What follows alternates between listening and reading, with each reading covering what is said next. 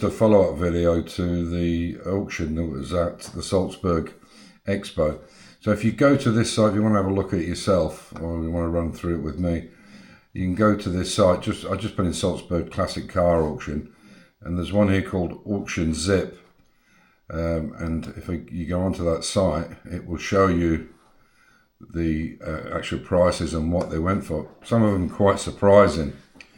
So the bikes I'm not really that interested in, so I'm sorry, but you can always go to that site. So it's that site there, Auction Zip.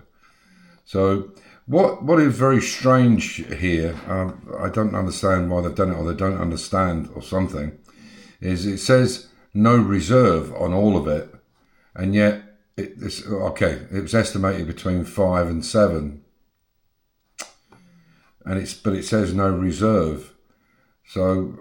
And some of the stuff isn't sold. So if there's no reserve, why was it not sold? Somebody must have bid at least a couple of €100 or €1,000. But so I think I don't know. My feeling is this is probably not quite right, or they've done. There's something lost in translation. Anyway, so let's go through some of the cars. There's just some of them quickly. So there's this Volkswagen here, 12 to 18, sold for 14.5, kind of middle ground, lower estimate. This one actually went right up to its estimate, but that is unusual even for this show. So there's another one, Lancia, 8 grand. It was between 10 and 15, 39, 45 to 50. That one actually went and met its again, Alfa Romeo. I'm just trying to go through some ones that I thought that surprised me. This 1933 Mercedes-Benz, okay, it's pre-war, but that was on offer from 12 to 18, and it went for 29,000. Just shows you, obviously 2 bidders, 3 bidders, or whatever, wanted it, and there you go. Again, here, most of them were under 50,000. They went between 50 and 70, 16. That's kind of middle one here. Let's go through and find some other stuff that's a bit more. Yeah, that Thunderbird, that's kind of middle. The one between 28 and 38 went for 33.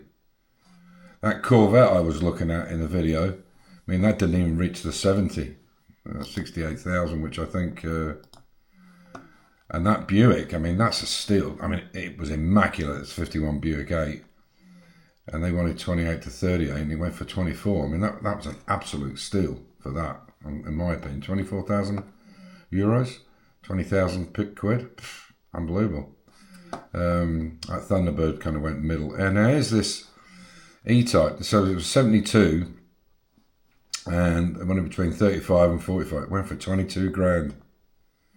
22,000 euros. 20,000, less than 20,000 pounds, 19,000 pounds. And that's a V12, which is more sought after than just the straight 6 Series 2, like I showed you in the video where they wanted a crazy 134,900 or whatever it was, which I'll never get. This one's the same again. 69 Jaguar, okay, again, Series 2, not so sought after, and it's a 2+2, which is the least sought after, even though there's more room in them, and they're more usable, strangely enough. They only made 24,000. And that was between 38 and 48, but they sold it, so maybe there wasn't any reserve, I don't know. Anyway, there you go, there's another one here, 42,000, and they wanted between 55 and 75, but not for a 120, and certainly not a fixed head. But even these prices, they're pretty good. Look, for the Triumph TR4 or TR4A, yeah, 4 grand for a Spitfire, it's about right, you know, Triumph Spitfire, MG 15, that's pretty good. You know, they're not worth much more than that because there's so many of them. You know, perfect. Yeah, some strange one. This is a weird thing. This is a Lamborghini tractor, but it had a set of hydraulic tracks that came down on it. Very unusual machine. That went for 18. Some bikes there. Again, wasn't really into that. That Ferrari 308 GTS, that's the Magnum type car. That's off of 15 grand under what they had on the reserve. 65 to 85, and it went for 50k. So, yeah, this was crazy. this Mini. It's a 65 Cooper, supposedly. I mean, it looks like it's right, but I don't know. And they were asking 20 to 30. It made 15.5 grand. And if that's an original 65 Mini Cooper S, that is extremely low in price. I think this was a cracking buy. I've always liked these Marcos. They were a fiberglass body with a Ford Crossflow engine in them. The seats were solid, if I remember right, and you had to have a screw for the pedals to go backwards and forwards because you only had one seat in position. But that is a bargain at 16.5 grand. Beautiful looking car. Fiberglass. Again, another Triumph TR4, another one there. I've got a few Austin Healey's. The MGA, it's about right. Even those Austin Healey's are cheap for what they were. So I'll take you on to number 2. I say you can go back and have a look at this. That Edsel, this was beautiful condition. 13 grand. Yeah. I mean, that is, to me, for the condition that this was in, they were asking 35 to 45 and it went for 38, which doesn't surprise me at all, you know. But I think once they start getting in the 90s, 100,000, it's they're taking some kind of smoking something or taking some kind of drugs or whatever.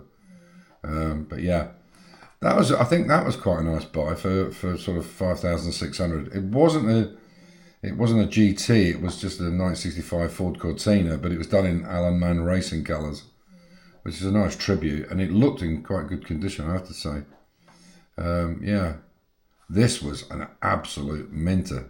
This Morris Oxford, not everybody's cup of tea, but I looked round this car and it was absolutely mint for 4,800. That's a hell of a classic car to have for that kind of money. Anyway, let's carry on. These two, yeah, I mean, they certainly got into the mid-markets, the Uroko and the Merak. But even on that at 38, it only just made the lower estimate. Another 308. Yeah, I mean, there were some really nice cars, well presented, but the prices were, yeah. I think there was only sort of 5 or 6 that didn't sell, and the big one that did not sell, which I think I commented on in the video I did, was this one here. I think it was the BMW. So you can go back and have a look at this stuff yourself. There it is. This one here, the BMW 3-litre CSL, which I thought might have some kind of racing. It looks like a Jägermeister colours, but they went in between 160 and 220,000, and that didn't sell. And it doesn't surprise me it didn't sell. I think that kind of price. So there couldn't have been no reserve on them. There must have been a reserve, or it would have sold. Anyway, there you go. And that Rolls-Royce Corniche was nice. I thought that was kind of middle price at 42,000, but for a Corniche, that's pretty nice. Yeah.